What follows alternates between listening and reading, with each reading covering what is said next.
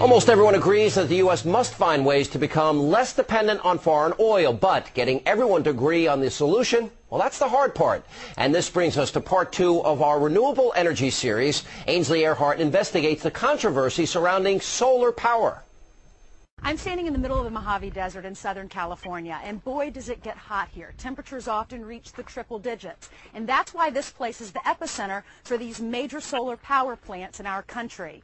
Renewable energy sounds good, but there's a lot of controversy. We're being scammed by our lawmakers. Jim Harvey is the founder of the Alliance for Responsible Energy Policy, a renewable energy advocacy group based in Southern California. Now they support solar energy, but fiercely oppose the development of these large-scale solar projects that are at the forefront of the nation's current solar agenda. Our lawmakers, unfortunately, have sold out to the big energy lobby. This is big energy.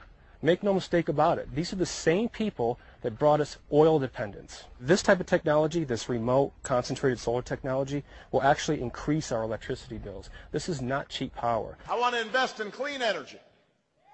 Solar, wind. We should go to wind, solar, tide. Republicans and Democrats alike support solar as a form of alternative energy.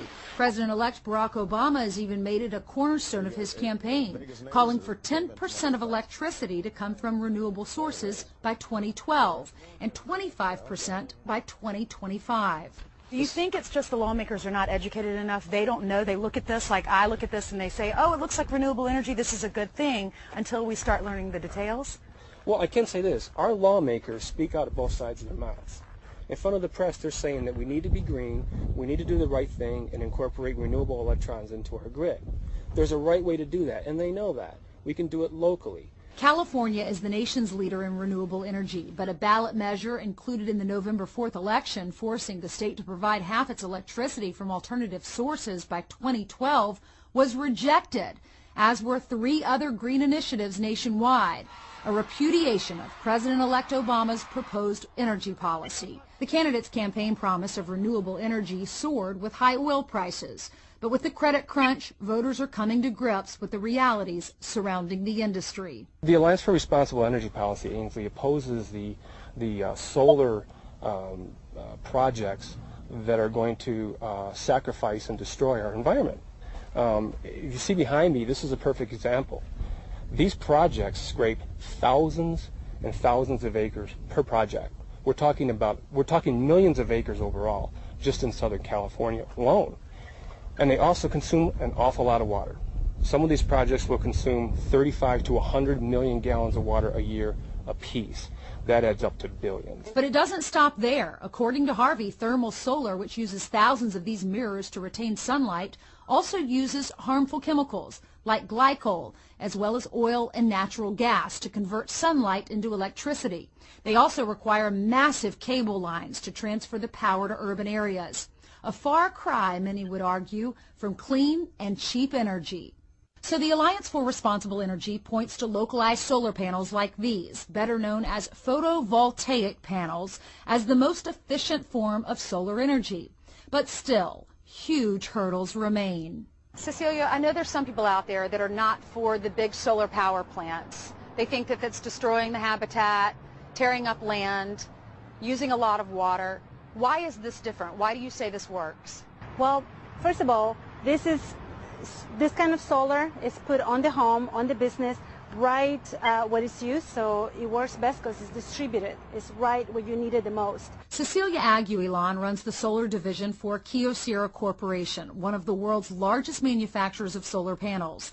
This type of technology has been commercially available for decades, but very few homeowners have installed them. And Cecilia knows firsthand the challenges of turning alternative energy into affordable power. I'm looking behind us, and we've just got these panels on top of the roof here, and then you've got the cars parked underneath. So you're using this as a parking garage for your employees. So several uses here, and it's really easy. You could put these panels on top of your house or on top of a restaurant or a school. Exactly. You can put them anywhere, anywhere you need energy. So why aren't we doing this? Why isn't this happening more?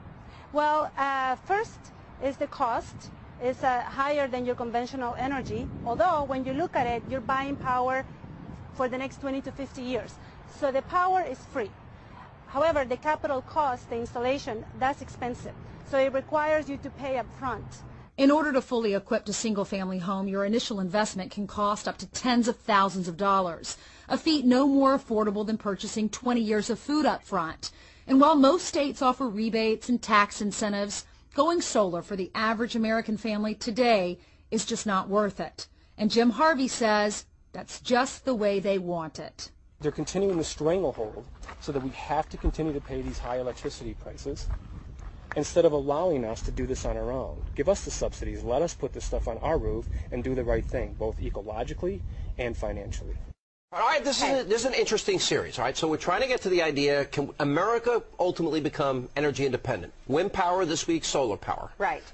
Well, the problem with solar power is, and according to these environmentalists that you saw in the piece, they are saying that these big corporations, big energy, is taking over these big solar power plants that are being built in the middle of the desert. These environmentalists say if we have houses, if we have schools that are already in place, why not put solar panels on top of their roofs so that we can benefit with the existing structures? And the answer is, Well, the problem is lawmakers are in the back pockets of these energy companies. So they're not passing the bills that we need so that you could go out and put solar panels on your roof. Next week, by the way, you're going to follow up oil shale. This Colorado, Utah, Wyoming, we have more oil shale, which now they're microwaving the oil shale, liquefying it and extracting it like they would crude, and we have more oil than they do in the Middle East. Right, exactly. It's like the crude oil here in America that they have in Saudi Arabia. Well, that is a big story, so we'll have that for you next week right here on Hannity's America. Ainsley, across America, thanks for being with us. Thank you. And coming up.